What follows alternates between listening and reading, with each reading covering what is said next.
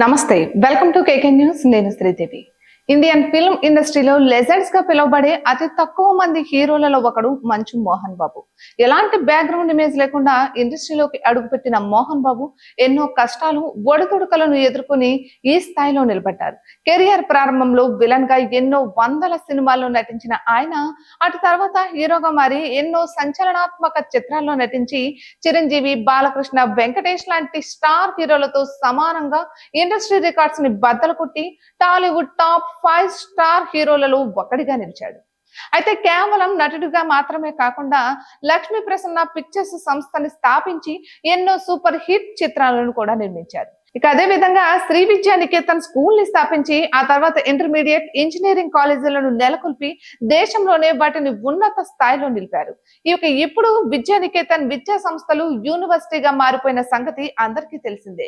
అయితే ఈ యూనివర్సిటీని ఇప్పుడు మంచు విష్ణు మెయింటైన్ చేస్తున్నారు. ఈ యూనివర్సిటీకి సంబంధించిన ఆస్తి పంపకాల గురించి మనోజ్ ఇప్పుడు తన తండ్రి మోహన్ బాబు, అన్నయ్య విష్ణులతో పోరాడుతున్న సంగతి తెలిసిందే.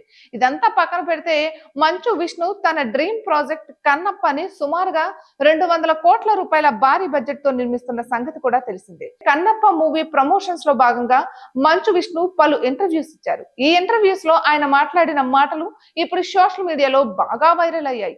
యాంకర్ ఆయన్ని ఒక ప్రశ్న అడుగుతూ, దేశవ్యాప్తంగా ఇప్పుడు బయోపిక్ సినిమాల హవా నడుస్తుంది కదా, మీ నాన్నగారి బయోపిక్ లో మీరు నటించే అవకాశం ఉందా అని అడగగా దానికి విష్ణు సమాధానం ఇస్తూ, నాన్నగారి బయోపిక్ ని సినిమాగా తీయాలనే ఆలోచన అయితే నాకు ఉంది, కానీ అందులో నేను హీరోగా మాత్రం నటించను. నాన్నగారి పాత్రకు నేను న్యాయం చేయలేను.